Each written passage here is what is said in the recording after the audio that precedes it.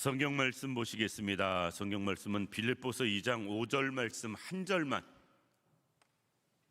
절만 함께 봉독하시기로 하겠습니다.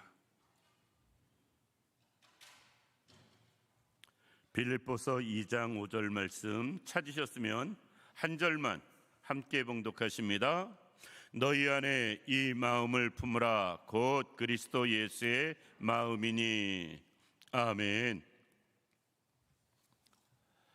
오늘 이 시간은 본문 말씀 통해서 주님을 본받아 겸손하게 라는 제목으로 말씀을 생각해 보려고 합니다. 성도들은 예수를 믿은 그 시간부터 이 세상을 떠나는 그 시간까지 우리가 모두 한결같이 해야 할 삶의 모습은 무엇이냐면 주님을 따르는 삶, 주님을 본받는 삶입니다. 믿음이 좋다 나쁘다 우리는 여기에 초점이 많이 맞춰져 있는데 더 중요한 것은 얼마나 주님을 많이 본받아 살아가느냐, 이것 또한 중요하다라는 것입니다. 주님을 본받는다고 이야기할 때 주님을 본받아야 할 부분이 어디 한두 가지겠어요? 그 주님을 본받아야 할 부분들을 생각한다면 한도 없고 끝도 없이 많은 다양한 것들을 우리는 주님을 본받아야 되고요, 따라야 될 것입니다. 다 생각해 보긴 너무 그렇고, 사실 처음에 두 가지, 온유함과 겸손함을 말씀을 준비하다가 금요기도회가 길어질까 봐 하나만, 오늘은 겸손에 대해서 우리가 주님을 본받기를 원하면서 정말 이 자리에 있는 우리 모든 성도님들, 주님을 본받아 겸손해질 수 있는 우리들 되기를 원합니다. 신앙생활하면서 신앙생활의 가장 큰 문제, 적이 무엇일까? 사람마다 다 다를 수 있는데요, 제가 볼 때 보편적으로 신앙생활하면서 가장 큰 문제, 적은 자기 자신이에요. 내가 늘 문제고 내가 늘 여러 가지 일로 어려움 겪는 것, 다 그 원인이 나에게 있음을 볼 수 있기 때문에 그렇습니다. 그런데 내가 신앙생활하면서 가장 큰 문제인 이유, 신앙생활의 가장 큰 적으로 내가 손꼽아야 될 이유가 무엇일까? 겸손하지 못하기 때문에 생기는 수많은 일들이 있기 때문에 그렇습니다. 그것은 직분에 상관없고 나이에 상관이 없어요. 우리 모두가 겸손하지 못해서 스스로 생기는 다양한 일들을 늘 겪으며 살 수 있기 때문에 그렇습니다.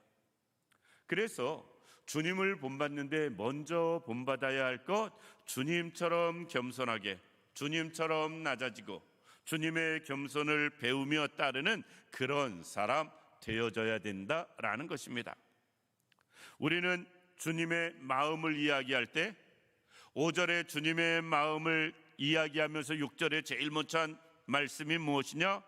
하나님과 동일하신 분인데 그것으로 취하지 아니하시고 오히려 자기를 비워 종의 형체를 가지고 이 땅에 오셨다.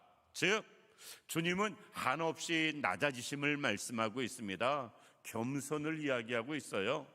신학적인 용어로는 비하라는 이야기를 하는데요, 더 쉽게 표현하면 주님은 낮아지고 또 낮아지셨다라는 말씀입니다. 낮아질 수 있었던 가장 큰 이유는 겸손하시기 때문에 그렇습니다. 그래서 주님의 성품은 온유, 겸손으로 우리는 생각해 볼 수 있습니다. 우리가 온유하고 또 주님 닮아 겸손할 수 있는 우리들 되기를 원합니다. 그러면 우리는 왜 주님의 겸손을 본받아야 되는가? 다른 것도 많이 있는데 무엇보다 먼저 우리가 왜 주님의 겸손을 배우고 따라야 되는가? 첫 번째, 우리가 겸손해야만 자기를 내려놓을 수 있어요. 겸손해야만 나를 주 앞에 내려놓을 수 있다. 신앙생활하면서 오래 교회를 다님에도 불구하고 자기를 주 앞에 내려놓지 못하는 많은 사람들을 볼 때가 있습니다. 언제나 주님보다 자기 자아가 우선이고요, 자기 자아가 더 센 모습도 볼 수가 있습니다. 그런데 우리는 겸손해서 내 모든 것을 주 앞에 내려놓을 수 있는 우리들 되어야 됩니다. 그래야 신앙생활하는 데 문제가 없습니다. 왜 우리가 주님을 온전히 신뢰하지 못하고 의지하지 못하는가? 내가 주 앞에 나를 온전히 내려놓지 못하기 때문에 그렇습니다. 내가 나를 주 앞에 온전히 내려놓는다면 주님을 의지할 수밖에 없고요, 주님을 신뢰할 수밖에 없습니다. 신뢰하지 못하면 주 앞에 내 모든 걸 내려놓지 못하죠. 그리고 주님을 의지하는 사람만 내 모든 것을 주 앞에 내려놓을 수 있는 것입니다.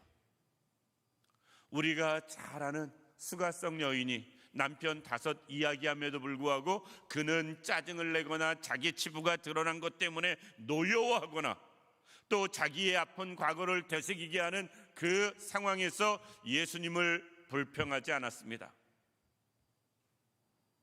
오히려 그 앞에서 주님은 선지자입니다, 나중에 그리스도 메시아입니다 라고 고백을 해요. 자기의 가장 아픈 부분까지도 주 앞에 내려놓는 수가성 여인의 모습을 볼 수 있습니다. 삭개오도 동일합니다. 삭개오가 그런 고백을 하잖아요. 내가 남의 것을 토색한 일이 있으면 4배나 갚겠습니다. 토색한 게 없다라는 것이 아니에요. 토색한 게 있습니다, 이것을 이야기하는 거예요. 그리고 4배로 갚겠습니다 라는 말입니다. 나는 완전한 사람이 없다 이게 아니고요, 나는 남의 것을 토색한 그런 못된 사람이었습니다 라고 자기를 내려놓는 거예요. 겸손한 사람만이 주 앞에 나를 내려놓을 수 있습니다. 내 모든 것을 주 앞에 내려놓을 때 그 다음에 자연스럽게 그 주님을 의지하고 신뢰할 수 있다라는 것입니다. 그런데 먼저 우리는 우리를 주 앞에 내려놓질 못해요. 아픔도 상처도 여러 가지 고통도 짐도. 왜? 자존심이 있거든요. 체면이 있거든요. 이것은 죽어도 못 버리거든요. 그러다 보니까 우리가 주 앞에 나를 내려놓지 못하고 신앙생활하는데 가장 큰 문제가 계속 나로 남는 모습을 볼 수가 있다라는 것이에요. 우리는 나를 주 앞에 완전히 내려놓을 수 있을 만큼 주 앞에 겸손한 사람들 되기를 원합니다. 내 모든 것 주 앞에 내려놓았는데 남의 체면도 또 이목도 그리고 여러 가지 자존심도 아무것도 문제되지 아니하게 진정 나를 완전히 내려놓고 나를 비우고 겸손하게 내 모든 걸 주 앞에 내려놓을 수 있는 그런 우리들 되기를 원합니다. 우리가 잘 아는 이야기입니다. 그냥 이야기예요. 성경도 아니고 사실도 아닐 거예요. 그냥 예화로 어느 감옥에 왕이 순찰을 합니다. 왕이 온다는 이야기를 듣고 모든 죄인들이 왕 앞에서 큰 소리로 외칩니다. 임금님, 나는 억울하게 잘못 없는데 나는 정말 2명 쓰고 여러 가지 이유를 대면서 죄 없음을 이야기합니다. 그래서 억울합니다, 풀어주세요 라는 것이에요. 그런데 한 사람만 아무 소리 안 하고 가만히 있습니다. 왕이 이상해서 묻습니다. 너는 왜 아무 소리 안 하냐? 그럴 때 그 사람이 왕 앞에 이야기합니다. 임금님, 나는요 죄를 너무너무 많이 져서 뭐라고 할 말도 없고 내 죄를 다 말하기 부끄럽고 정말 여러 가지 면에서 이렇게 살아있는 것도 죄스러워서 할 말이 없습니다. 입이 10개라도 그냥 이렇게 살아있는 것만 해도 나는 그걸로 만족하고 감사합니다. 그때 임금이 그랬다고 그러잖아요. 야, 다 죄 없는 의인들이라고 이야기하는데 의인들 사이에 너 혼자 죄 많다고 하는 죄인 하나가 있어가지고 생활하기 힘들겠다. 죄인은 따로 빼서 놔주고 의인들은 함께 그냥 계속 모여서 살게 하라고. 우리는 어떤 상황에서도 나를 내려놓는 게 쉽지가 않아요. 자기를 주 앞에 있는 그 모습 그대로 내려놓는 것, 이거 정말 안 되는 우리의 모습을 보게 됩니다. 그런데 그것까지 할 수 있는 겸손함, 그것까지 할 수 있는 자기 비움, 이것이 우리에게 있기를 원합니다. 그래야 우리가 주 앞에 온전히 믿음으로 신뢰하고 의지하는 사람 되어지기 때문에 그렇습니다. 두 번째, 우리가 주님 본받아서 겸손해야 다른 사람의 장점을 보는 사람이 되어지고요, 다른 사람을 격려하는 사람이 되어질 수 있습니다. 모든 사람들이 우리는 다 알아요. 바리새인들의 문제는 무엇이냐면 다른 사람의 장점을 전혀 보지 않습니다. 늘 단점만 보는 게 바리새인들이었어요. 왜 그럴까? 바리새인들이 죄송하지만 교만해서 그래요. 사도 바울이 나중에 변화되고 새로운 사람 되어서 주의 일을 죽도록 하다가도 자기를 이야기할 때 가끔 그런 얘기하거든요. 이것은 정말 너희에게 설명하기 위해서 하는 일이니까 이해하고 들어라 라고 이야기하면서, 나는 배운 걸로는, 학벌로는, 우리 표현으로 말하면 최고 학벌을 나왔고, 나는 계파별로는 바리새인 중에 바리새인이고, 그리고 나는 하면서 쭉 이야기할 때 바리새인 중에 바리새인이라는 것을 사도 바울이 강조를 해요. 왜? 그 바리새인들은 스스로의 자부심이 그렇게 대단했다. 내가 바리새인인데 라는 이 마음, 누가 바리새인에게 라는 이 교만, 이것이 그들에게는 하늘을 찔렀어요. 사울이었을 때 바리새인이었지만 바울이 되고 나서는 바리새인으로 살지 않은 그조차도 과거를 이야기할 땐 바리새인 중에 바리새인이었다라고 고백할 만큼 바리새인에 대한 자부심, 긍지, 엄청난 모습을 보게 됩니다. 그런데 자기에 대한 자부심, 긍지, 겸손하지 못하고 자기에 대한 모든 것이 넘쳐날 때 다른 사람의 장점을 한 번도 이야기하는 바리새인을 볼 수가 없다.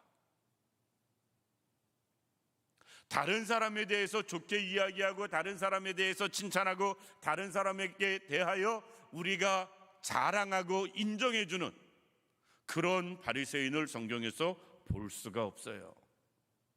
왜? 겸손하지 못하면 다른 사람의 장점이 안 보입니다. 교만하면 교만할수록 다른 사람의 장점들이 늘 보입니다. 그래서 예수님께서 세리와 식사하시고 창기와 식사할 때 바리새인들이 늘 그걸 갖고 시비 거는 모습을 쉽게 볼 수가 있습니다. 그런데 반대로 주님은 하나님의 아들이심에도 불구하고 하늘 보좌 버리시고 이 땅에 오셔서, 바리새인들은 쉽게 이야기해서 구별된 무리들이라는 의미가 있어요. 그러니까 우리끼리 따로 논다라는 말입니다. 그 말 자체에서도 우리는 저 사람들하고 달라라는 말이거든요. 그러니까 자기들끼리 노는 거예요. 끼리끼리 놉니다. 왜? 자기들에겐 특권의식, 특별한 존재라고 생각하기 때문에.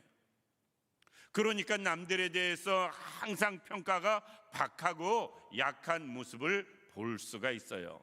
그런데 주님은 의외로 반대십니다. 하나님의 아들임에도 불구하고 이 땅에 육신을 입고 인간의 몸으로 오십니다. 그런데 가장 낮고 천한 구유에서 태어나세요. 그의 어린 시절 또는 유년, 청년 시절까지 그의 삶은 정말 지극히 우리나라로 이야기하면 아주 쉽게 이야기해서 가장 천한 사람의 모습으로, 그때 당시에 목수나 석공이나 이런 사람들은 그 직업이 인정받을 만한 대단한 직업이 아니었거든요. 예수님을 향해서 목수의 아들이 아니냐라고 이야기합니다. 아는 사람들이. 그것은 아주 목수 직업도 예수 자체도 사람들이 형편없이 이야기를 하는 거예요. 예수님은 이 땅에 오셔서도 그렇게 자기를 내려놓고 사셨습니다. 공생애를 시작하고 사역하실 때에도 예수님께서는 쉽게 이야기해서 제자들의 발을 씻겨주세요. 예수님이 가까이 한 모든 사람들은 늘 사람들에게 소외받는 천한 사람들이었습니다. 어떻게 그럴 수 있을까 싶습니다. 주님은 이렇게 말씀하십니다. 내가 세상에 온 것은 의인을 부르러 온 것이 아니라 죄인을 부르러 왔다. 그래서 늘 어렵고 힘들고 약한 자들과 함께하는 모습을 볼 수가 있습니다. 우리가 진정 겸손해야 주님을 닮아서 나를 내려놓을 때 우리가 다른 사람, 연약한 사람, 부족한 사람, 그들을 품을 수 있고요, 그들과 함께할 수 있는 사람들 되어집니다. 어느 책을 읽다 보니까 이런 글이 있습니다. 1950년도에 미국의 위스콘신 대학에서, 꽤 그때 당시엔 이름 있는 유명한 미국 대학입니다. 그런데 그 대학의 인재들이 남학생, 여학생 이렇게 모여가지고 문학에 대한 동아리를 만들었습니다. 작가 지망생들이 쉽게 이야기해서 학교에서부터 창작 활동을 하면서 소설가의 꿈 또는 여러 작가의 꿈을 꾸면서 동아리를 만들어서 활동을 했어요.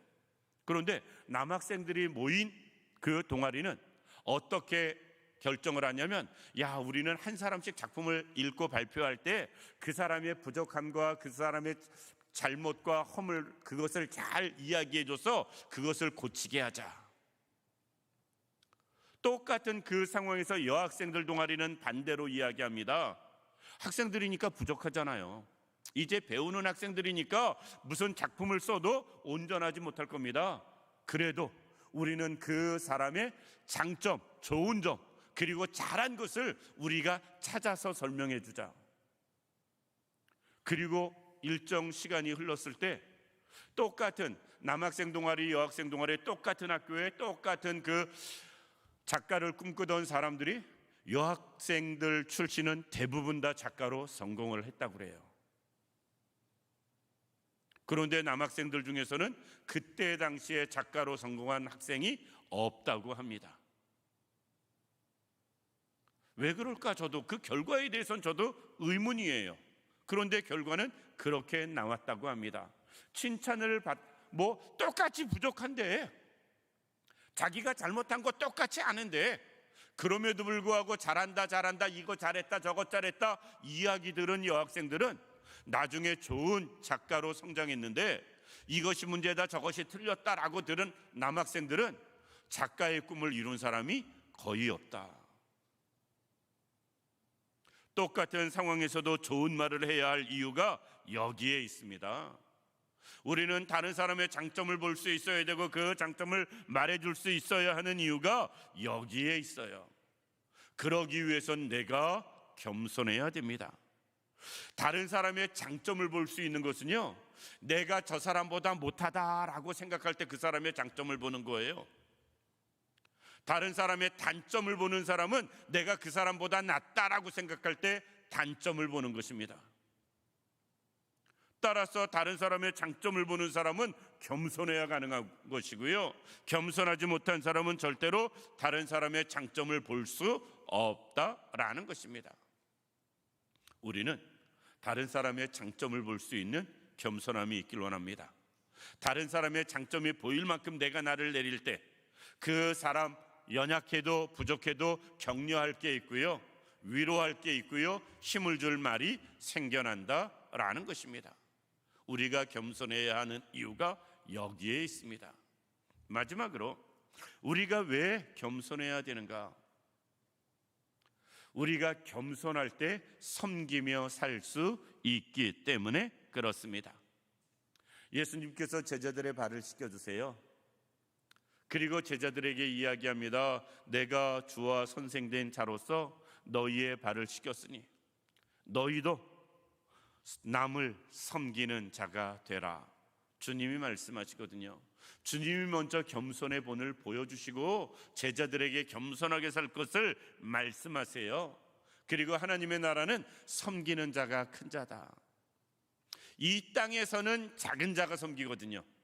하나님 나라에서는 섬기는 자가 큰 자라 할지라도 이 땅에서는 작은 자가 섬기고 천한 자가 섬기고 부족한 자가 섬기는 모습 볼 수가 있습니다. 그런데 주님은 이 땅에서도 우리를 향해서 섬기는 자가 될 것을 말씀하시고 있습니다. 그러기 위해서는 우리가 겸손한 사람이 되어져야 됩니다.